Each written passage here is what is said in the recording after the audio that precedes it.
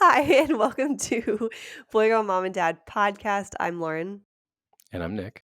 and it caught me in the middle of a yawn because we are sleepy parents. We're so glad you're here today. This is episode 28. I'm sorry for saying sorry. Boy,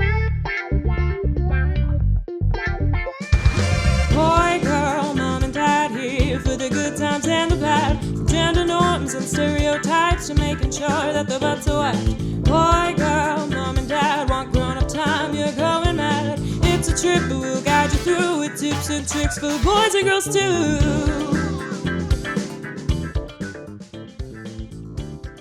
You don't have to be sorry. Oh, thanks. I appreciate it. I'm very excited about this episode. Yeah, I think it should be good. The whole reason we're doing an episode about this topic today is because it sparked from a real conversation we had, which is honestly how a lot of our episodes come to be, whether it's a question that we have that we can't find an answer to, or a question we're asked a lot, or just something that's relevant to the time. And I overused the word sorry. And one day we were having a conversation and I apologized. I don't even remember what the conversation was, but I said, I'm sorry. And Nick said, why? That's my new strategy for when you say sorry. If you can't remember or can't answer fast enough, you probably shouldn't say I'm sorry. Yep, that's still my strategy. So that was just an example of me apologizing for something that didn't really warrant it.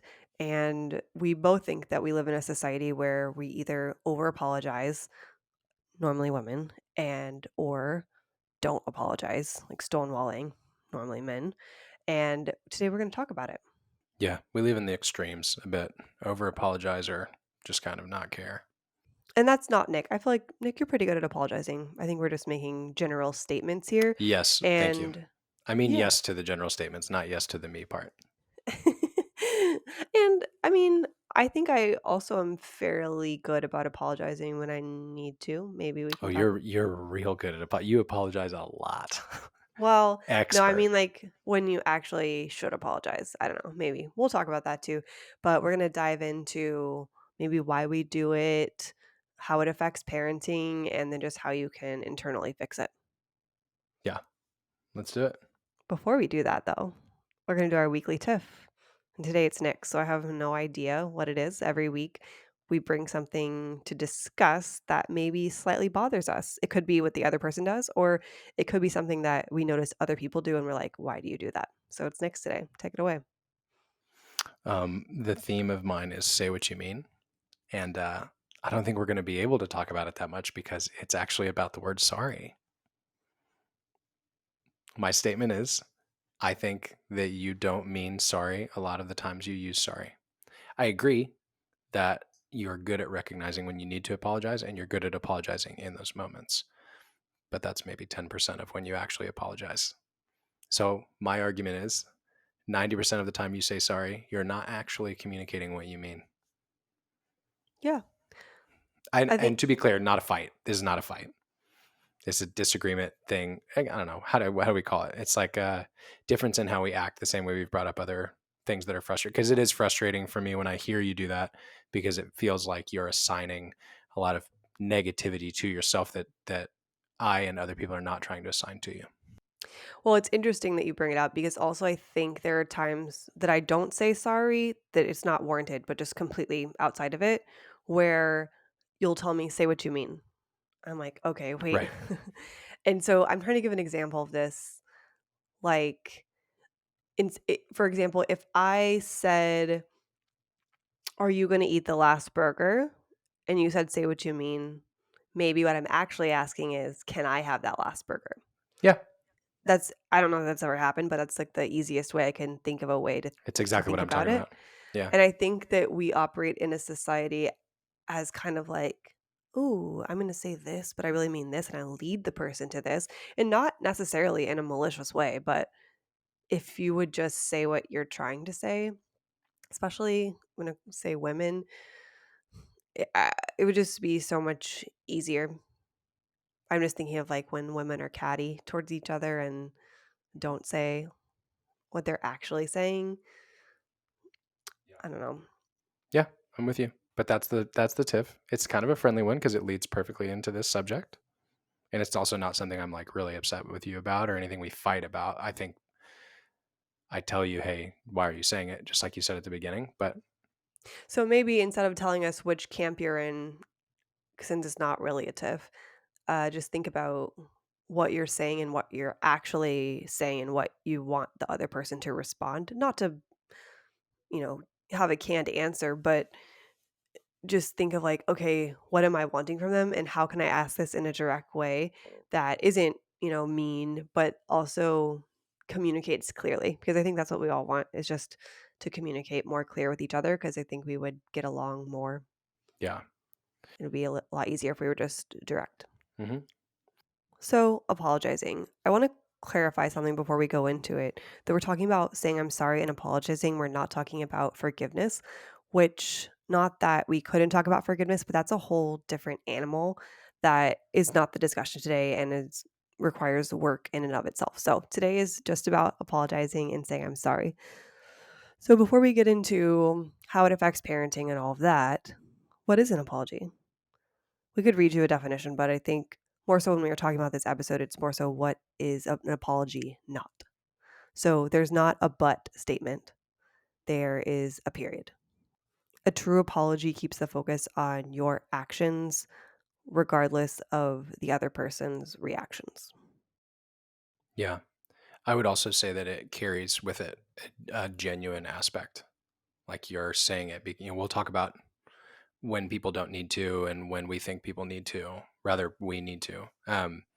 But saying it should carry the weight of a genuine communication. Yeah. And my sister and I have talked about this with our parents. Hi, we love you. But we were kind of forced to apologize a lot. And there's a, I remember one time my sister and I were in a fight and we were at the Bluebonnet Fields. And I think I even remember what I was wearing. I was wearing this red paisley, like puff sleeve top from the Mary Kate and Ashley line at Walmart when they had it. Anyway, why I remember that, I don't know. But we were in the Bluebonnet Fields and mom was like, say I'm sorry and then kiss each other. And it's funny now. But I think we were taught, along with I think a lot of people of our generation, that the "I'm sorry" fixes it. That it's a quick Band-Aid that will make everything else go away when there's so much under the surface. If there's a wound under there that's infected or not cared for properly or not stitched up right, the Band-Aid is not going to help. It'll look pretty on the surface, but there's a whole bunch of stuff underneath that has to be dealt with, and I think that is what caused the society that we live in to kind of use sorry nonchalantly because we were taught to use it kind of as a quick fix and maybe not actually mean it when we say it.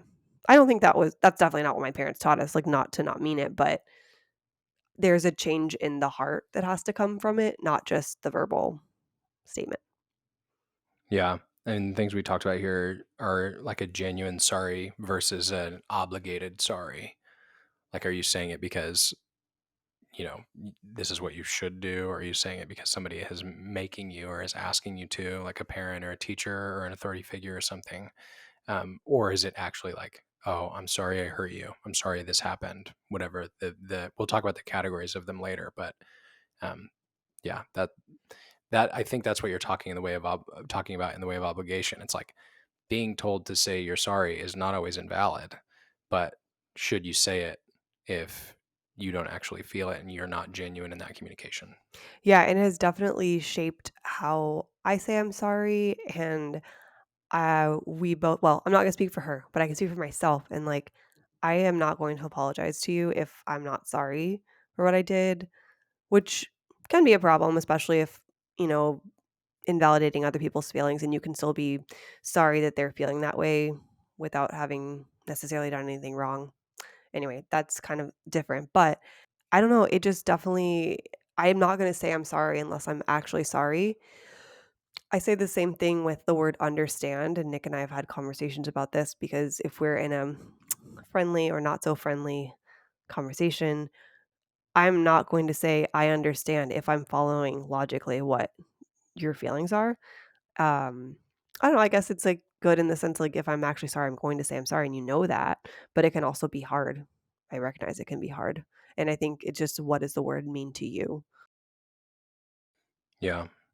Yeah, and there's also like everybody's version of genuine is a little bit different, you know. Like there's a lot of people who say, you know, think they're genuinely communicating that they're sorry, but what they're really doing is entering into a pattern they're used to, as opposed to like fully understanding and at least sympathizing with um, the thing that happened that caused a negative impact or some reason why you may feel like you want to apologize.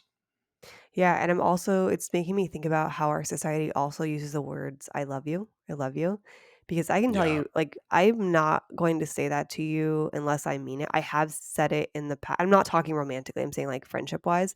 I'm not going to, like, say it to you unless I mean it. I have been taken aback of, like, I don't know what to say because this person just said I love you, and, like, do I say I love you back? Or, like, I'm often or I have been offended when someone says, "Love you," and I'm thinking, "What actions have you ever portrayed to me that show me that you love me?" Like, I think we very lightly use the words "I love you" as well.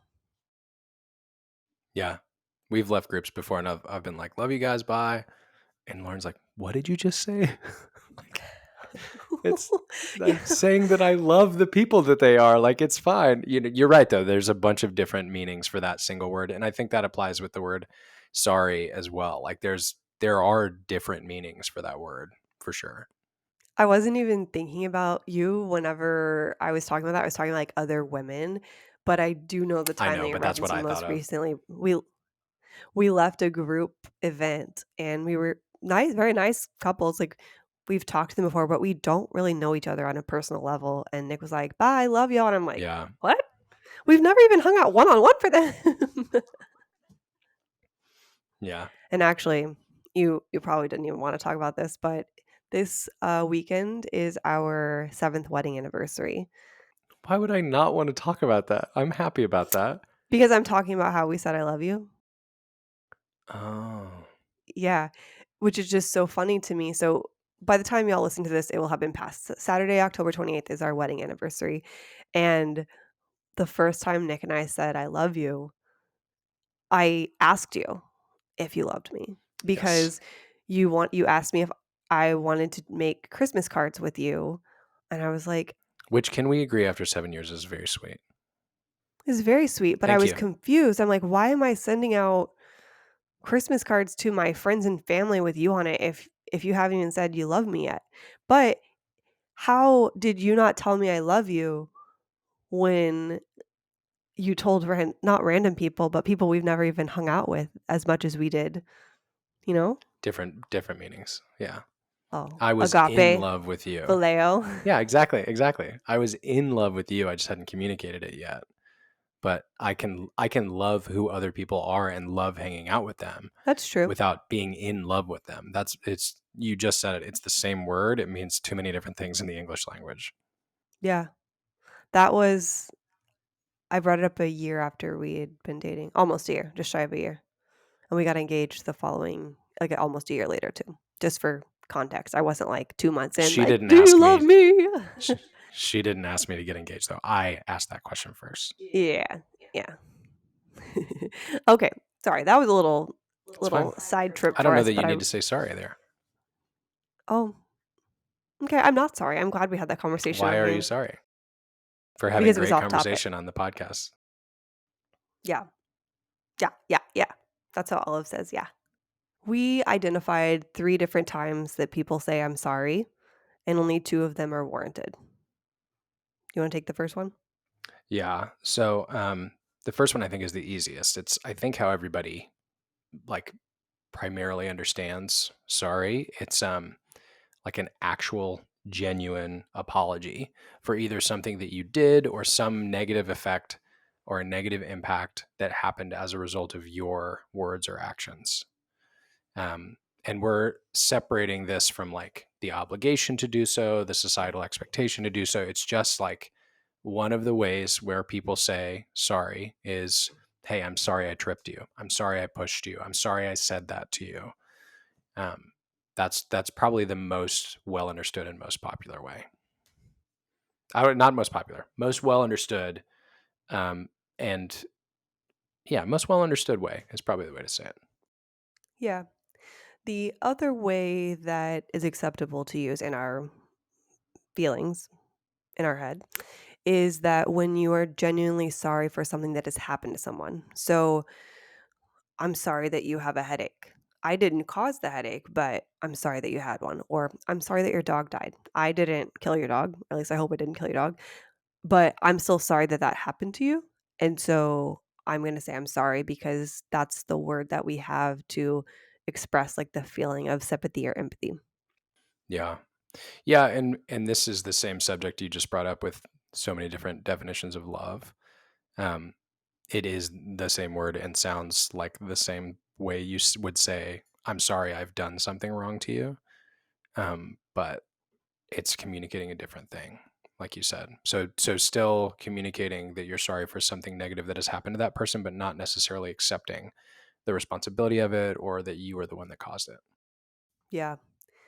And so the last one, The dreaded third category. the dreaded third one, is kind of just like a catch all word that we use as a quick fix without even thinking about it. Yeah, like I walk by somebody in a thin hallway and we both have half the hallway and they brush by me and say, "Oh, sorry," like as though they're not supposed to take up space there.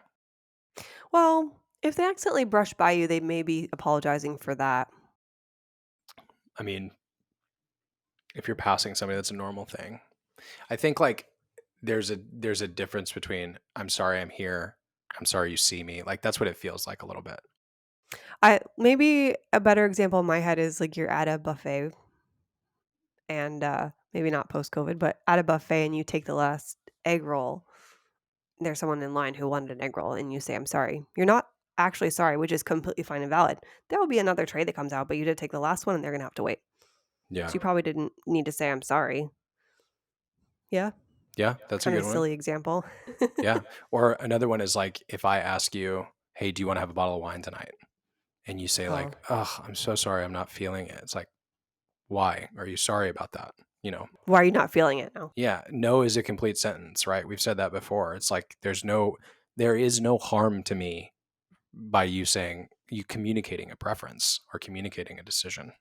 Yeah. So yeah, that catch-all phrase is I wouldn't say it's annoying, but like it's I think where we agree that the word sorry doesn't need to be present. It's not that you should like just shut up and not talk or your words aren't worthy in that moment. It's that one of the reasons I don't like the word sorry in this case is it has a negative impact on the person who's communicating it in an unnecessary way. At least that's my perception. So, like, you've seen me get very frustrated with you in the past for apologizing to me when I have in no way been hurt, in no way communicated there's any wrongdoing to you. You just assume, like, oh, I have to use this word here. This is like, I have to fill the space with this word. Um, and to your introduction's point, you're not always sorry in those moments, nor should you have to be, you know? So it's like, it feels like you're putting this unnecessary guilt and burden on yourself. And then it makes me, I mean, I know you're not doing this to me intentionally, but it makes me feel as though I have hurt you when I really haven't, Hmm. you know? That's why it's annoying. You've seen me get probably too frustrated about it in the past, but that's why it's annoying. Like you say sorry to me and I'm like, "No, like nothing is wrong. Everything's okay. Like you deserve to be here. You deserve to be saying whatever words you're saying, thinking whatever thoughts you're feeling. It's okay if you're using the fridge before me." You know, that's actually probably the better example for a few minutes ago is like if I'm waiting and you're at the sink, you do this to me a lot. I'm waiting and you're at the sink. You're using the sink. You got there first. There is no reason you're in my way. And you usually say, "Oh, I'm sorry, am I in your way?" Sometimes you don't use the actual word sorry, but you're communicating that, "Oh, am I in your way?" No, you're using your house and the appliances in your house. You haven't shoved me aside to do what you're doing, you know? One example. Yeah. Two things. I think, so, well, just side note, because I know like you talked I about gave the you a lot, I'm guilt. sorry. Yeah, the guilt that goes with it, which I think you were talking about, I think a therapist or someone who said this, but when people apologize, specifically talking about myself, sometimes that can put a guilt on me, like I did something wrong and I'm Yeah. very self-critical. And so is it making me mad at myself? So you obviously don't want that. The other thing though, I don't know if we even need to get into this, is that sometimes it looks like you have or you're frustrated by something that I did when maybe you're Sure. just frustrated at our small kitchen, Sure. and it comes out at me, and so I'm like, "Oh, shoot, I had no way meant to frustrate you.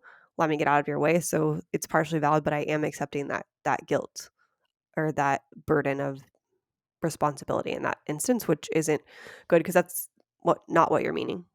Right. And that's a good point. I can own the negative or frustrating reactions I may have in those moments. But my challenge to what you just said is just because you see me being frustrated doesn't mean that you agree you've done something wrong and you actually feel like you need to be apologizing.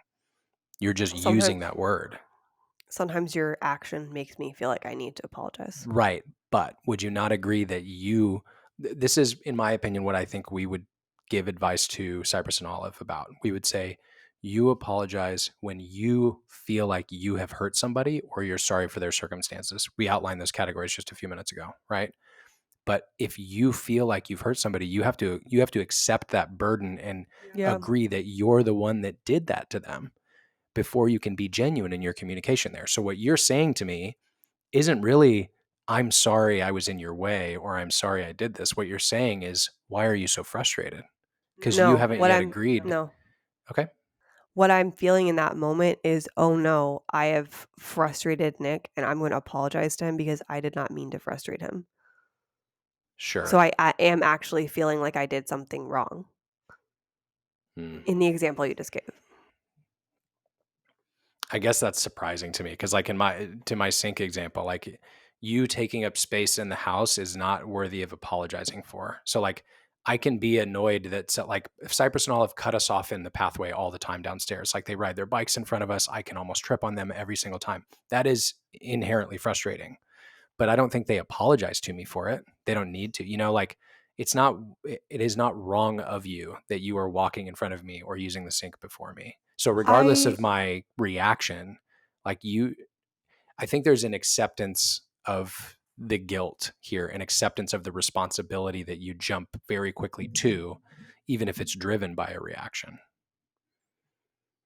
Like, I'll say it this way. If you turn left somewhere and you're driving your car and you felt like you had the right of way, you didn't cut anybody off, and you just made somebody mad who was behind you because you took too long to turn, would you apologize to that person?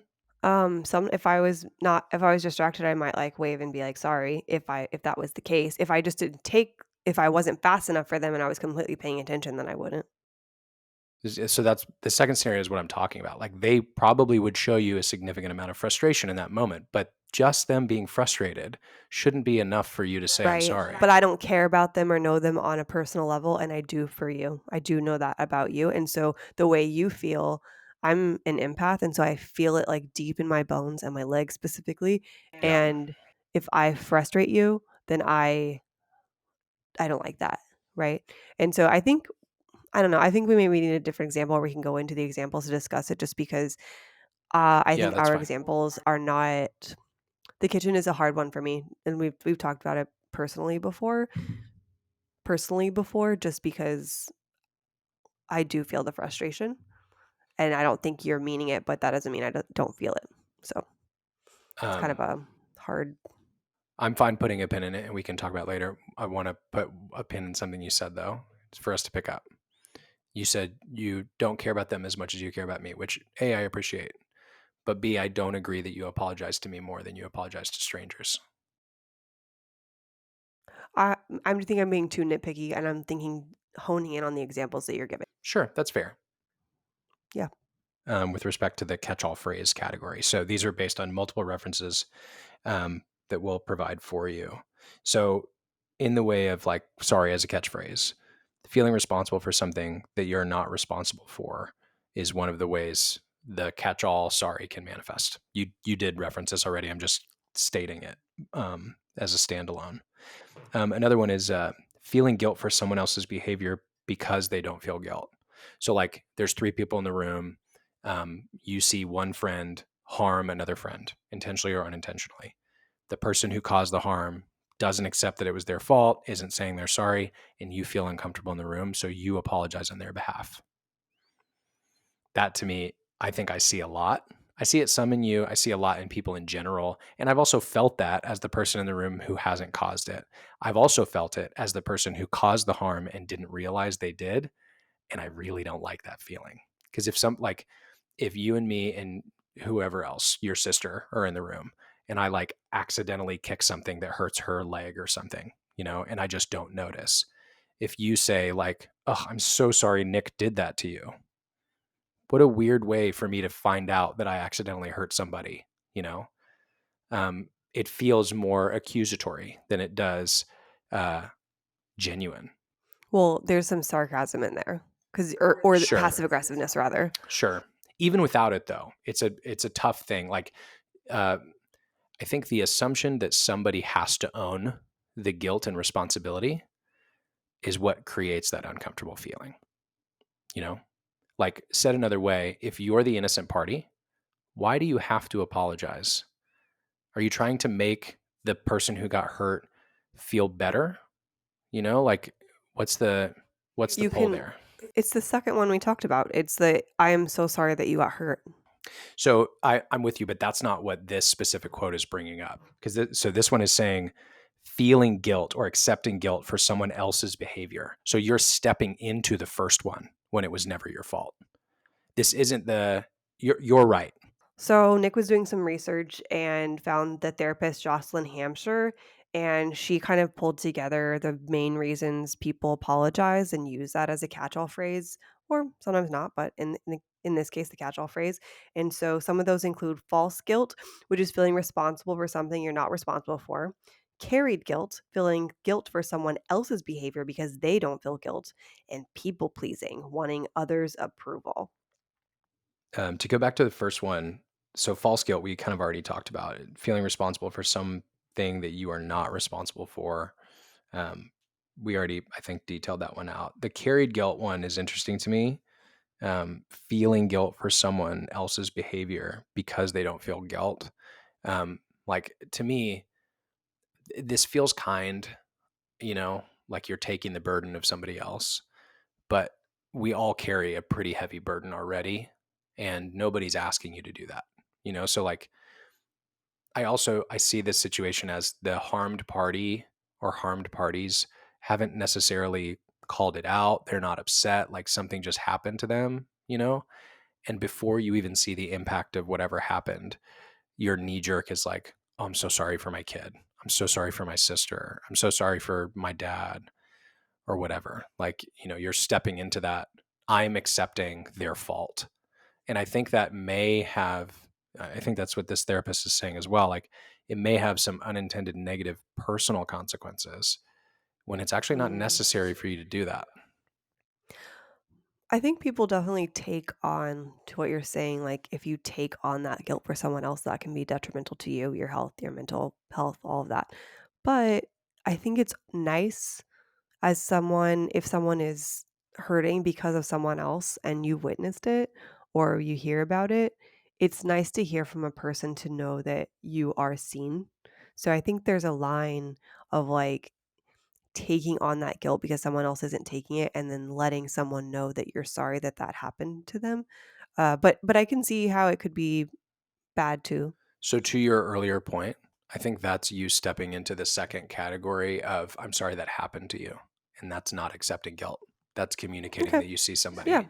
So that's the linchpin for me here is if you're accepting the guilt and taking that burden on, you're trying to step into the first category of genuinely apologizing when you weren't the offender.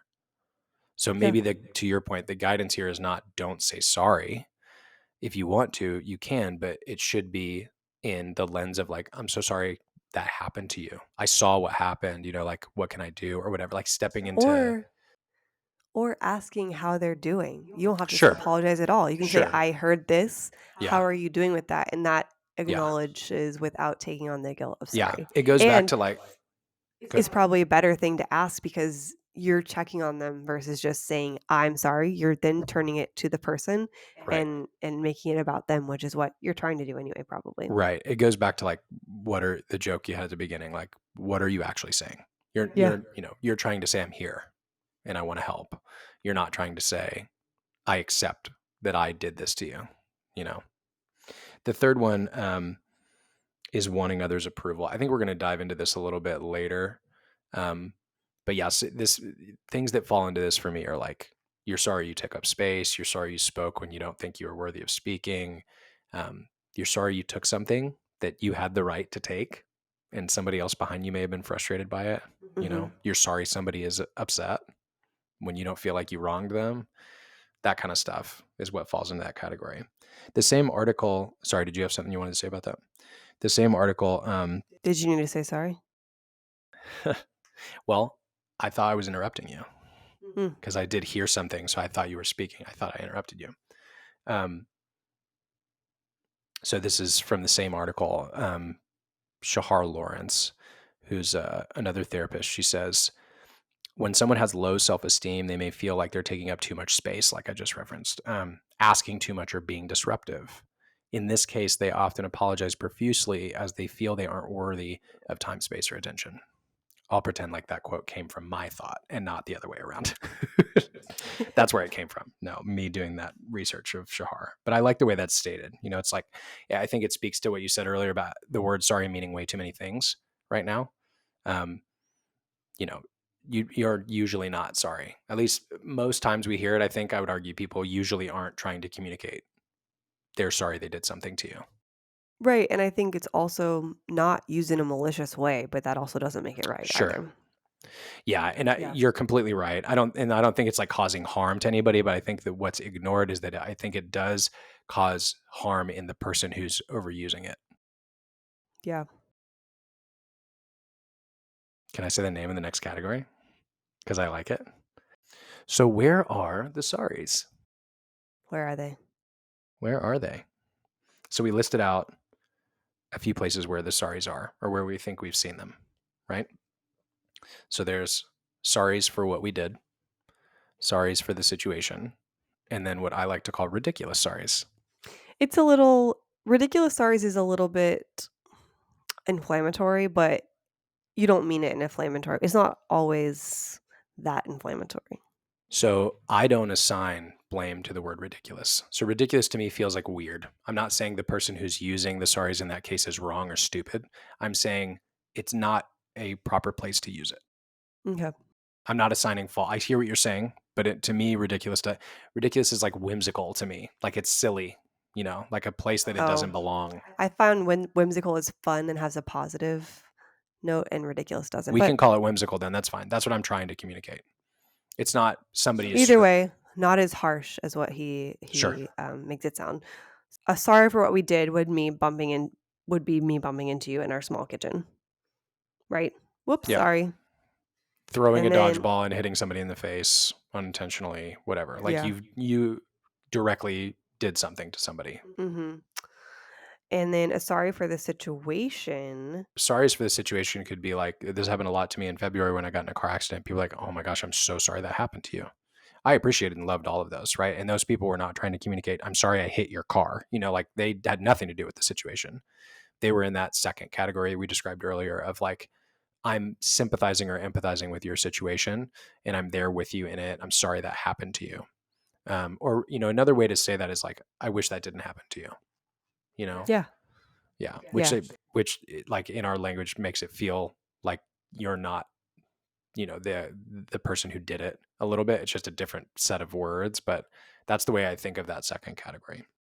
Yeah. And then for number 3, the ridiculous or misplaced sorries rather. An example would be, I didn't unload the dishwasher this morning. I see Nick go to put a dirty dish and he sees that it's clean and then puts the dirty dishes on the counter. And I say, oh my gosh, I'm so sorry. I didn't have time to unload the dishwasher. When it's actually, if we want to talk about mental load, and it's a great episode to go back to, I'll link it. But we talk about the cards that we hold. I don't really hold the kitchen card, Nick does. And so on mornings where I can, I will unload the dishwasher. I'm not always able to do it. But either way, it wasn't warranted for me to say, I'm sorry. I'm actually genuinely sorry I wasn't able to get to it because it just puts another load, no pun intended, in of something to do. But it just wasn't a warranted sorry. Another example that I have is my friend Haven. She has referenced the time of where her babysitter was putting down her child for a nap and the baby was crying and they're like, "Oh, I'm so sorry." He's like, "No, don't like nicely, right? But no, don't apologize for putting them down for a nap. They need the nap. They know like they don't know that what's good for them yet and we're providing and telling them what's good for them. And so if you say, "I'm sorry for doing something that you actually should be doing," they could start to think like, "Hey, yeah, you should be sorry." And she's really wise and smart. I'll link her podcast in the show notes as well. But that would be something in the ridiculous sorry camp. Sometimes when you're trying to say I'm sorry, it comes best in the form of a gift. So if you're trying to send something to someone to say I'm sorry for something you did or a situation, a great little idea is from Primally Pure. They have lovely candles that are made with essential oils so they don't give me headaches from their fragrance. They have lovely body butters and just nice gifts that are great as a goodie or an I'm sorry. And we have a discount code for you. You can use code, BGMAD. say it with gumption. BGMAD. Yeah, use code BGMAD for a discount on your order. Every order. You can use it on every single order you place. And if you don't use it, we're category 2. Sorry that you missed out on the savings. So now that we know where the sorries are, we want to talk about when to sorry. I know that doesn't make sense, but we're talking about when to apologize. So where they should be as opposed to where we see them. First up, in parenting. This is the main category for today just because we are a parenting podcast, but also how you do or do not apologize, your child will pick up on. For example, something that's happening right now in our home is the twins will push around, whether it be the shopping cart or the pram, and we may be in their way or a chair's in their way, and they're like, "Sorry, mama. Sorry, papa." And what they mean is, "Excuse me, like, can I get by?" And so I'll say things like, "Oh, do you mean excuse me?" And they're like, "Yeah." Or I'll say, "You can use the word excuse me, or can you please move out of the way?" But I don't know if they picked up on it from us or what, but it is what they're saying right now. And I'm just like, "Oh, shoot. Let's get that over apologizing just out of the way now. Nip it in the bud." Yeah. And the other side of that is like we want our children to see when to apologize, when it's probably well placed to use that word and to step into apologizing. So whether it's category 1 or 2 doesn't matter really. It's just should I be saying it or do I really need to? And am I trying to communicate something else or do I need to communicate something at all? So, we obviously can't know whether they are genuine in their sorries yet. But I think something that we can do is model to them like, hey, Cypress, if you've knocked your sister over, or Olive, if you threw something and it hit Cypress and he's hurt and crying, this is a place where a sorry could go, right? Yeah. And I think definitely teaching them to say it, but ultimately it comes, I think, from them watching us and us modeling it for them. So that could be that Nick and I had a fight or something in front of them, and then we not only apologize to each other in front of them and make up in that aspect so they can see it, but also to them maybe for having the fight in front of them. I'm also try to apologize directly to them if I did something that I shouldn't have done, just so they're already seeing it. Again, I don't know that they fully understand, but I'm hoping, the more you say apologize for things that you did, I think that the easier it becomes in a good way because it is hard to say I'm sorry. But for example, the other day I had someone over and they had never been around the twins before and they asked like, "Oh, they seem to be like really good listeners. Are they good listeners?" And I was like, I mean, when they want to or whatever, like, and then I had this immediate like pang of guilt of like, why did I say that? And why did I say that in front of them? Like, I think part of me was trying to be relatable and be like, they're not perfect just because I don't want them to have to feel like the weight of being put on a pedestal. Um, just because I feel like we do hear that a lot. And like, it's really nice, but I guess the weight of perfection is very heavy. And the other thing is that like they can hear me. They know what they don't may not understand it fully, but I just talked poorly about them in front of someone. I could have just said, "Yes, they're great listeners," and left it at that because they are good listeners. And just because that they may choose to do something else does not make them one inherently bad or internally bad, but it also is just they're behaviorally normal for their age. So I should have just said like, "Yep, they're great listeners. They're wonderful." And so after she left, I was like, "Hey guys, mom needs to apologize. Like, I'm sorry for saying that you weren't great listeners. You're really good listeners and you're great babies," or something like this. I said something like that. And I said that to them. And I said, I think, like, "Do you forgive me?" And they were like, "Yeah." So anyway, that's just an example from my own recent life of how modeling apologies and I'm sorries in your life can affect them. Yeah, that's good. Yeah, I like the example you gave of when you apologize to them. I think something that we haven't talked about that it promotes for them is that apologizing or using your sorries is not something that is a weakness or something that should be shied away from. And that's probably a good thing for us to state here. Like, as we're talking about it, we're not recommending that you say it less. We're recommending that you use it in a genuine manner, and say it when you mean it. But, apologizing in my mind is not a weakness. In fact, it's a strength. So, this example is going to sound not so humble because it's me who's doing it, but I was happy that I have been taught to do this because other leaders at work have taught me to do this. So I had a meeting last week, and I think I put a little bit too much pressure on one of our new people that was on my project. And I had a private meeting with him that was separately scheduled, not for this direct purpose, but just another opportunity between him and I privately. And I was like, "Hey, I've been thinking a lot about what I said to you. Like, here's what I was trying to communicate.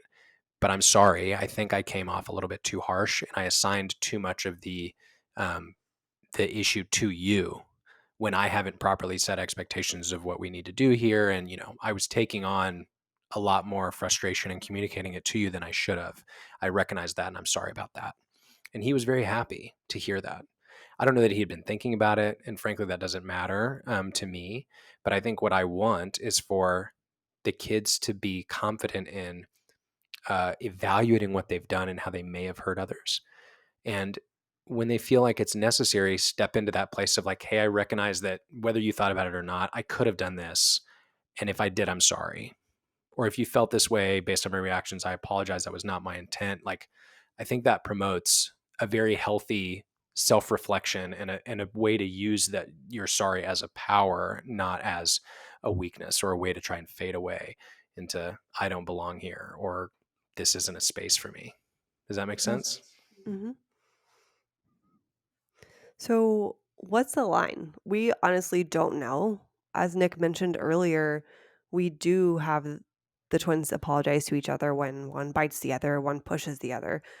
And right now, I feel like that's okay and that we're teaching them to do something and we're not forcing them as like a teenager, doing it. Like, hopefully, by modeling it for them through us our lives and then also teaching them to do it now, it will never be easy, but it will be easier and they won't resent saying I'm sorry. Which to be clear, mom, I don't resent saying I'm sorry and I think I've learned from that and it helps me have a deeper empathy on saying sorry.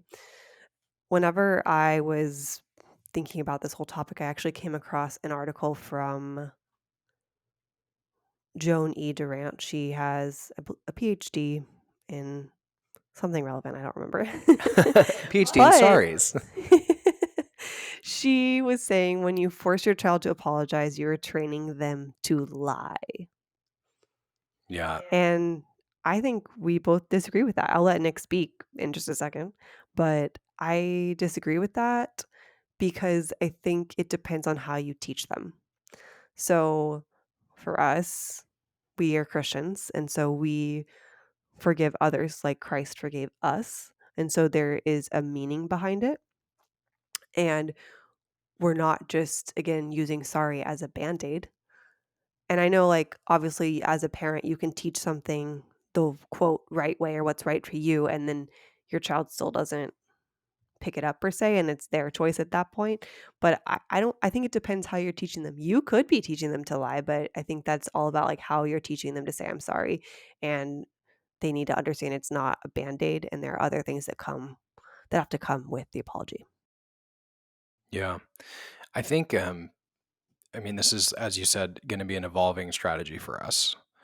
Um, I also do not agree with the statement, if you're telling your kids to apologize, you're training them to lie. I think the caveat there is if you're forcing them to always apologize and you are not paying attention to whether they're genuinely sorry or not, or agree that they've caused something that means they should apologize, you are kind of asking them to lie. And I think that's what you're trying to tease out is like, how do we make our home a comfortable place that welcomes apologizing without forcing it down our kids' throats? And we can never know their intent. But some of the things I've been thinking about here as to how we could maybe do this is like, instead of we're a house that apologizes, maybe it's more like we're a house that owns up to our mistakes, you know? And I like it. there's an implication of apology there. So like I could see us saying when our kids are a little bit older, hey, this is a good place where you could apologize, you know? Whereas we're not, that's different from, hey, go apologize to your sister or your brother, you know? Because like if we want to give the opportunity for them to do it and we hope that they step into it. But I think forcing them to does make us a bit of the liar trainers, right? Yeah. So the own up to our mistakes piece is like, I want us to be looking for when we're intentionally and unintentionally harming other people. And I want us to feel some of that, you know, because like we shouldn't take on everybody's burdens or just expect that we go through the world not hurting people. Rather, I want to expect that we will intentionally and unintentionally hurt people along the way.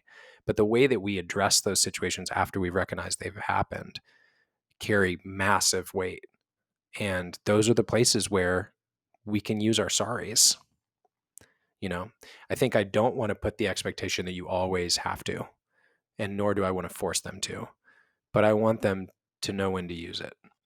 Yeah. And I'm thinking about like how you tell your kid to apologize, like at this age matters. Is it like, oh, Nick, you apologize right now to your brother? Or is it, hey, Nick, this is a place where we could apologize. This is how you do it. And it's making me think of, I just finished the book, Unreasonable Hospitality, which is Oh, I had fantastic. no idea. Did you? Did you? She's been telling me about it for a week. Yeah, I finished it in a week. It was very good, which may sound like a long time, but with everything on our plates, it actually was really short for me. I think it was maybe less than a week. Regardless, it's about Will. I forgot his last name, but he is credited with him and his team of like taking the restaurant 11 Madison Park to getting 3 Michelin stars and 4 stars in New York Times. And it's about how they did that, and it was their unreasonable hospitality that set them over the edge.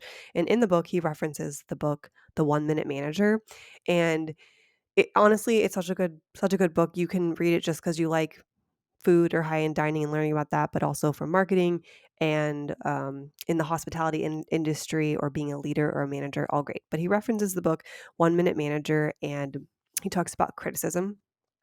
And in any type of job, you're going to receive criticism. And so he says things like, criticize the behavior, not the person. So obviously it works for parenting. Criticize without emotion, praise with emotion. Praise in public, criticize in private. And then if you have if you are about to talk about it and there's emotion in it, it's probably because you waited too long to talk about it and now you're frustrated. So it's best to do it not too quickly, right? But quick enough to where it's when the wound is still open. And I just thought that was perfect for, apologizing, because whenever we teach our kid, like, we want to do it without emotion. We're not placing blame on them for doing it, but we're teaching them how to work with those feelings where they could very well put blame on themselves, but they need to get past it just as much the person who's been harmed needs to get past it. And I just think that was a really great way to apply that. Yeah, I think that's great. It reminds me of when we were at that Michelin star place in Paris recently, and we saw how, Substance, right? yes, yeah, we should It was plug it. very good. It was wonderful. Wonderful. It was a 1 Michelin star place, but just exceptional. Great food. Yeah, we could talk about it separately. It's great. Go there. Shout out to that chef. We noticed how well and efficiently the servers were supporting and training each other. And it was all really behind the scenes, even though it was right out in the middle of the floor in between tables. So things that I noticed were um, there were no angry looks. There were no looks of disappointment, of judgment. There was almost no verbal communication between the servers when they weren't at the table, which is significant for this restaurant because it was very small. So we could have Very small. heard really anything they said to each other. We probably could have heard. But we noticed there was a lot of correction. And I look at this stuff really closely because I used to work in the restaurant industry. So I love to see it. I love to see how efficiently places like this work and how differently they work from other restaurants. But there was a lot of correction, and it was always positive without words. So the reason that applies here is like, I'll give some examples. I saw servers that would go up, notice the first one I saw, he noticed somebody was carrying a stack of plates and silverware that were all stacked up, but they weren't organized in a way that kept them safe, that they wouldn't fall off. Um, that server obviously was just trying to clear a table. He wasn't doing anything wrong, but there was an opportunity for him to have a better way to do that. So the older server came, not older, but the more senior that I assumed server came over to him, just looked at him in the eye, grabbed his plates, maintained eye contact, fixed the dishes and silverware without looking at them, which is independently impressive, and just handed them back. And they both went on their way.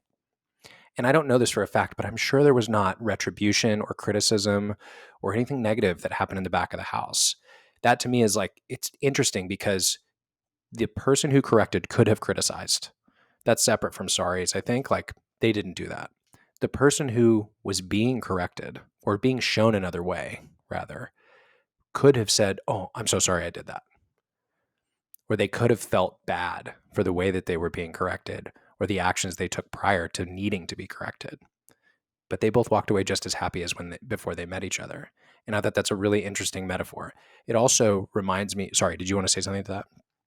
It's just making me think of there are times in my life that I still think about to this day that, like, play rent free in my head, and I shudder of what was said or done, and those could easily, like, I don't know, I've never worked in a restaurant, I worked retail, which is similar in some ways, but also not, and I can only imagine, like, replaying a mistake I made in front of, like, a guest in my head. And I saw one of the things too is whenever you're back with 2 of them where I think the guy came up and asked to clear a plate, but it was your plate and I was still eating, and the guy was just like, "'Cause you don't remove the plate before the girl is done." There's some other Yeah. fine dining rules type of things there, Yeah. but, all that to say, there's a good way to do it, and I think if you do it in this manner, you won't be teaching your child to lie. You're teaching them to feel and be perceptive. Yeah. Yeah. There are things that you can do as a parent, but maybe you want some reinforcement and help, and so I was started researching it. Okay, are there books or games? And then I remembered the game Sorry from, our childhood. I think it's by Hasbro. And I was gonna I pulled it up and, like, to make sure it made sense, I was like, "Nope, this doesn't make sense." The tagline is "The Game of Sweet Revenge." So it's more of a sarcastic, like, "Sorry, I'm knocking your piece off the board." But I did find 2 books that I wanted to mention that I thought were really good. One is called The Road to Sorry: Being Responsible for Our Actions, and then the other one was Sophia Says I'm Sorry, and it takes it from a Christian lens. So, I'll link those in the show notes, but they're good resources for you if you're looking for more. Yeah. Those are great. Other places sorries exist are obviously outside of just parenting. They're really consistent, I think, in relationships, romantic relationships and friendships. There's this air, there's a difference here, I think, between females and males, but there's this air of like wanting to please everybody a bit and wanting to make sure that everybody is comfortable, as if that's all our responsibility to make sure everybody around us is comfortable and happy. Um, I don't think there's any shame in trying to create those atmospheres for people. Like if you're trying to be a good host, you're trying to make everybody comfortable and happy in your environment. There's nothing wrong with that, but feeling the burden of always having to do that, I think a lot of sorries show up there. Um, Yeah. and no shade, but I think you use a lot of sorries there. I've gotten better. Something that I try not to do now, and I'll call out my friends in a nice way whenever they do it. It's like, "Oh, sorry, I'm just getting to this text message." I'm like, "Please. Text messages are now more like emails to me, and I will get back to them in 3 to 5 days. I'll mark them. I probably have at least 17 unread that I need to get to, and luckily, you can mark them unread even after you've seen them, and you can wait till you're in the mental capacity to respond, but you don't need to apologize to me for not getting back to me yet. I mean, maybe if it's like a year later, there needs to be a response, but if you're within 24 hours, please don't respond with, "So sorry, I'm just getting to this," because you don't need to apologize. And that makes me think of it in business as well. I read somewhere, and I don't recall, but this is not my idea, of that you don't need to apologize really in an email. I mean, obviously, if there's something that you did wrong, sure, but I try to remove the "I'm sorry," or like, it's not an apologies, I'm just getting to this. Just like, if you want to say something like that, you can say, "Thanks for your patience," but you don't need to apologize for not responding yet.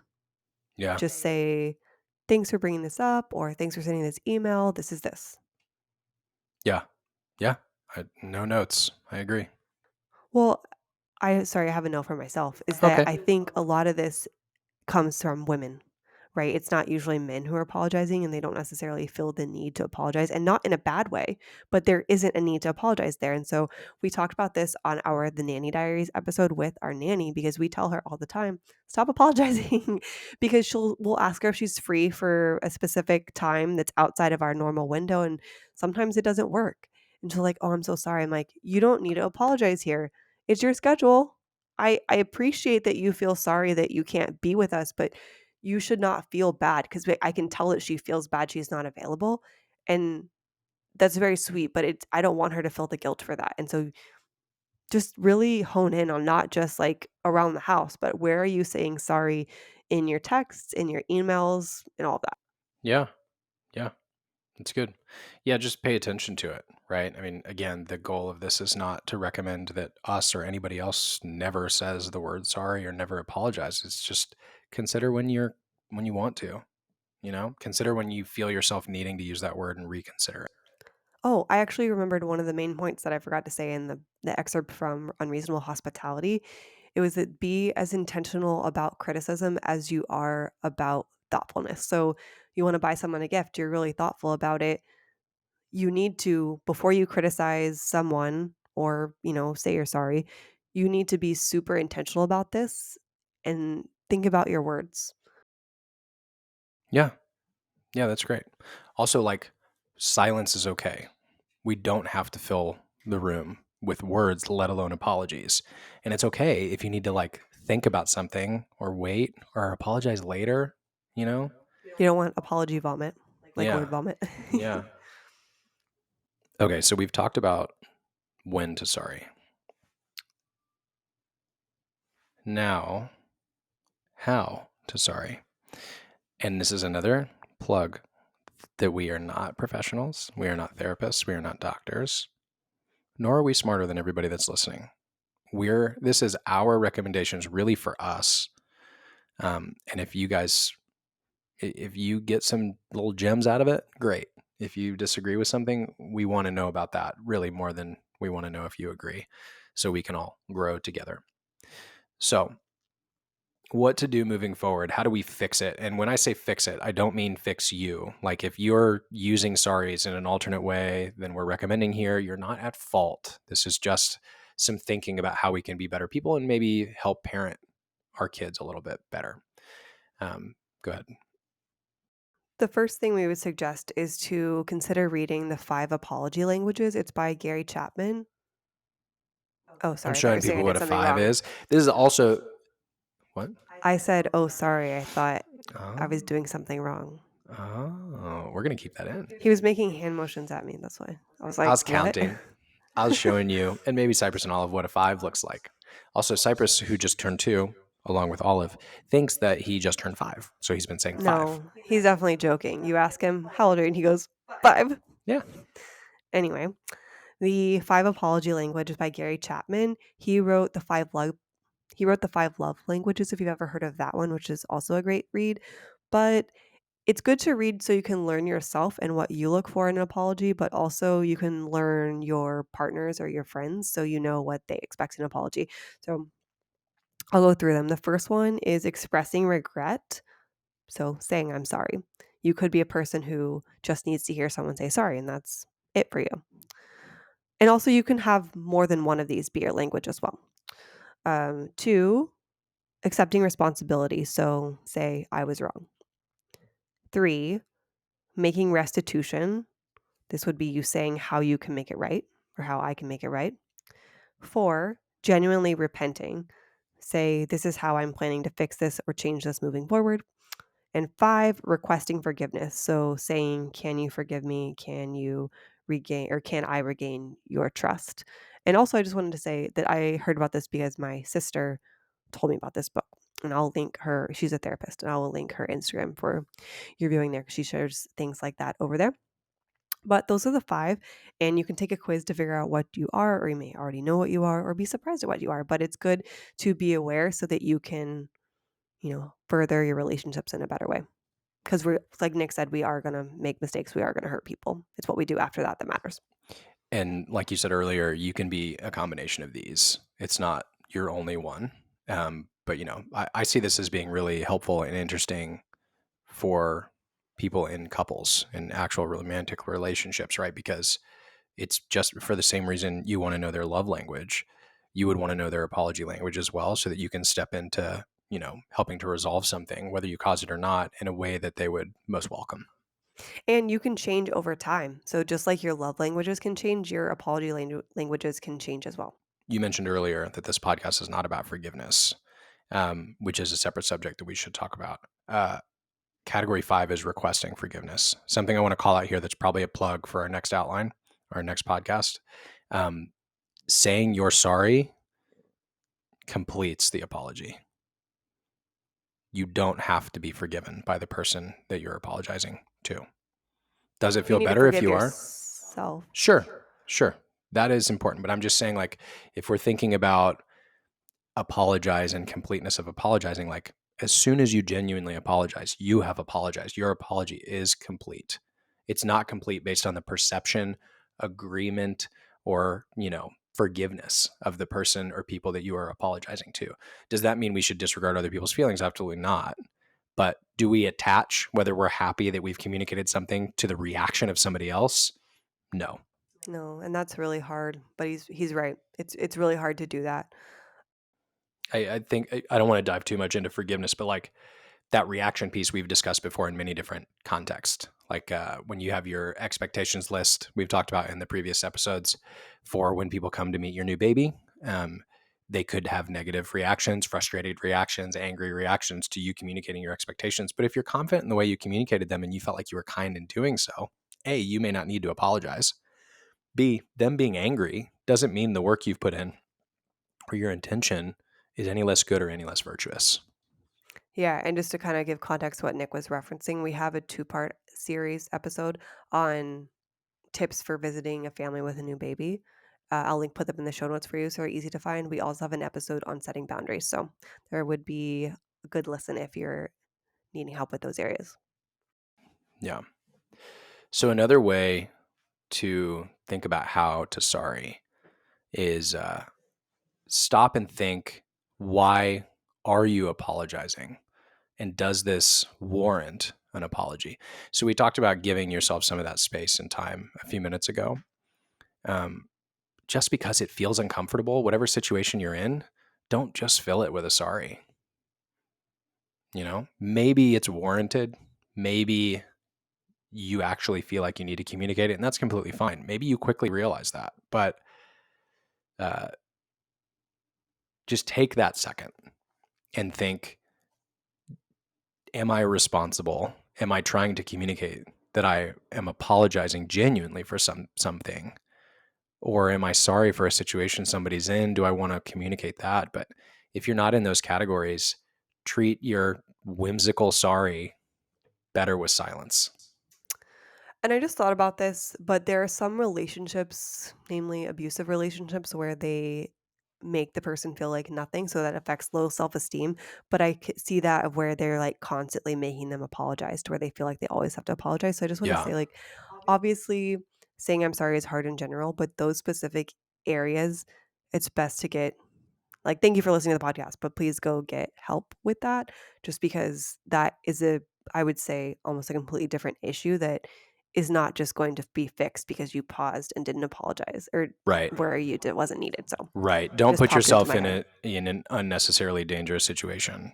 Yeah. Yeah. Yeah. Also, stop using the fault lens. So, what I'm trying to communicate here is things happen all the time that negatively affect people. And while I do want us and our children to recognize when we may have caused some of those things and try and resolve them or make sure people are okay if we have, not everything needs to be evaluated through the who's wrong and who's at fault lens. I think this really influences the whimsical or ridiculous sorry category. I think a lot of people fill the air with the I'm sorries because they feel uncomfortable, they feel tension, they see something bad that may have happened to somebody, and they just fill that space with sorry. So, like to me, you know, somebody may have just tripped. Things just happen, and it's okay to not view every bad thing that's happened through a lens of who screwed up. Did I communicate that well? Yeah. No, I think that it's easier said than done as someone who views themselves fairly critically. It's an active, tiring way to have to look at it to where, like, it's not my fault when I think a lot of things are my fault. And so using that's why I'm saying sorry sometimes is I feel like, oh, this is my fault. And I've already internalized it. It's kind of ingrained in me. Why do you think that is? Why do you see? I feel like that fault lens is on you more and in front of your eyes more than it is me or maybe others. Why? I don't know. I think that that may be a different podcast for a different day, but I feel like I just typically have a lot of plates that I'm okay carrying, but I just feel the weight of it. And so I'm like, all these things are mine to do. And then if I let one drop, it's my fault, even though, I think in the English language, we say like more my fault versus like it's fault. Or like, in Spanish, it's like the arm broke itself. It's Right. not like I broke my arm. Right. So I think it's partially maybe embedded in our language. Another suggestion is if you feel like you want to say sorry, but you don't feel like you fall into the two categories where we're recommending to use it, maybe it feels more like a whimsical one. Consider using alternate words. So it doesn't mean you just don't communicate, but thank you is one that the article I referenced earlier from the psychologist or the therapist rather. Thank you is a really good replacement. So instead of, to your earlier point, instead of sorry I didn't answer that text message, sooner, you could say, "Hey, thanks for your message. This is what I think," or "Thanks for your message. Here's my response." Yeah. Instead of "Sorry, I didn't answer your call. Thanks for your call. Here's what's going on," or whatever. There's no reason for a sorry or a defense. Thank you fits really nicely as a replacement there, and it's really more accurate to what you're trying to communicate. It is not a fault of yours. Every time you feel like you should say the word sorry. Yeah, and I think that also if you're using "I'm sorry" in the sense like, "I'm sorry that that happened to you," I know most of the time people aren't trying, but you are then making it about yourself. And so by saying like, "Oh, darn, that stinks. How do you feel about that?" You're engaging in a conversation at that point, and it's making it about them, and they may feel more like seen and heard because like the fact that you're sorry may not necessarily help them at all. Yeah, But also kind of what you said earlier, Nick, is just like say what you mean. So what are you trying to say yeah, in this aspect? yeah, Oh, you fell down and hurt your knee? How's your knee feeling? Does it hurt? Are you okay? Works perfectly instead of saying, I'm sorry that you fell. yeah. Even though you are sorry that they fell. hmm hmm The the next how to sorry doesn't even have to involve words or speaking them out loud. So if you watched The Bear, specifically this last season, they use the sorry sign in sign language, which is just a fist over the chest in a circle. And it works really well, as in maybe you're in front of the kids and you had a fight and you are trying to acknowledge or you're trying to avoid a fight in front of the children. You need to have like a conversation after bedtime. You can like acknowledge that you did something wrong and y'all can just keep moving forward. Or maybe you're across the table at dinner with other people and something was said and you just do the "I'm sorry" sign, and it can actually diffuse the situation to where you're able to have a better, more healthy conversation later about it that also diffused a fight. So there can be a lot of like nonverbal things. There can be a code word. I think this also works with children, and they don't always want to apologize. But let's say they push someone at the park, you can say like, "Hey, this is a good time to apologize," and let's say they don't. You're gonna say, "Well, we need to apologize because we hurt him, so I will apologize right now," and you're modeling that behavior and be like, "I'm so sorry, that we pushed you. We hope you feel better soon." Like, you're showing them how to do it, but they also don't necessarily have to say it with words. They can write a card and color a card that says, like, "I'm sorry," or maybe draw a picture that means, like, what "I'm sorry" is to them. Or you can talk about, like, how you could change the behavior in the future. My whole point is that it doesn't necessarily have to be spoken, and I don't think for adults it has to either, and oftentimes, people want the non-spoken changes to know that you're sorry. Like, let's say I don't know, this is extreme, but let's say you cheated on your girlfriend. You can say, "I'm sorry," but if you do it again, like, I don't think you're really sorry. Like, you did it again. There needs to be, like, it's some actions there, some change to it, and so the nonverbal often speak a little louder than the verbal. Yeah. So don't be afraid to use the nonverbal. Yeah. One thing I want to add to your recommendation for nonverbal sorries, um, the bear one, which we've talked about before and I love, um, it kind of flies a bit in the face of one of our earlier recommendations about apologizing in front of children. And I want to clarify why we're recommending using it. Maybe you'll disagree because we haven't talked about this, but let me know. I think a good place to use that instead of apologizing in front of your children is when there's really not time to have the apology conversation right then. You kind of alluded to this, but like, we do think that it is powerful to apologize to each other in front of our children and apologize to our children in front of each other, in front of whoever else. We don't want that to be a scary thing. But if both kids are like screaming or hurt or crying, or we have to get out the door, it's a stressful situation, there's danger This all near, never like, happens to us. never. It's so smooth with twins that are 2 years old, always. Um, just because a sorry may be warranted, or you may even want to communicate a genuine one, it doesn't have to be right then. Take that second. If you want to communicate to your spouse in a supportive way, like, I see that I screwed up. I see that I'm not screwed up, but I see that I hurt you. I see that something happened. I'm sorry. We'll talk about it later. That's what those signs really mean. So you're easing a little bit and showing like, I see you. I see what's happened, but it doesn't have to be an apology discussion or apology in that moment if all that stressful stuff is happening. In my mind, that's like the line between the two. Yes, so we do think you should apologize in front of your kids. Is that what Absolutely. yeah. Yeah. So you're saying that this was almost opposite because 'cause you're not apologizing with your words? Is that what you were saying? Not necessarily. I'm saying this. So this to me is putting off the sorry discussion. What I'm telling Right, you, but you said I'm trying to understand what you meant by it was opposite of what we said earlier. so saying this in front of your children also suggests that you're choosing not to have the verbal sorry conversation in front of them. And Well, go ahead.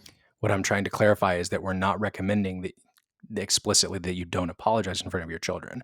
We're saying when you need to use one of those devices, it's powerful to use it and it's okay to have that conversation later, but we're not saying use it instead of the verbal Right. apologize. Right. So the I'm sorry signal is when you sometimes you're not ready to say not that you're not ready to say I'm sorry, but you need to have the discussion that might be heated. You don't want to have that in front of your kids. Sure.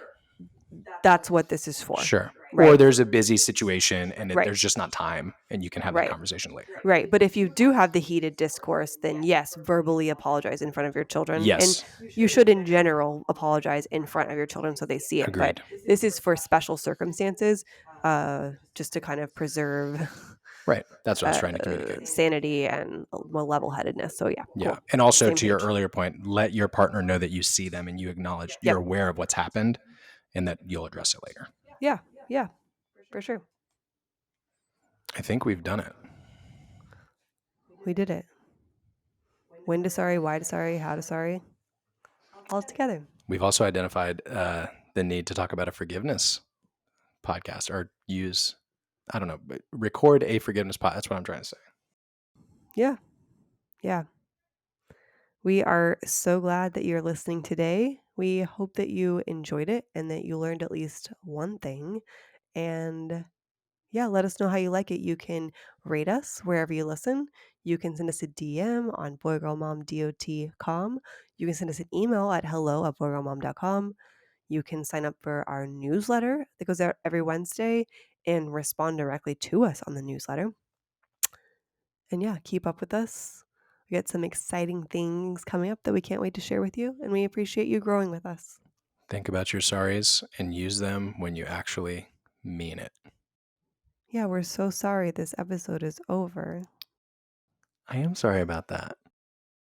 Yeah, but we'll see you next week. Can't wait to chat. Thanks for growing with us. Bye. Boy, girl, mom, and dad. Gotta wash those butts together. It's a trip, but we'll guide you through with tips and tricks for boys and girls too.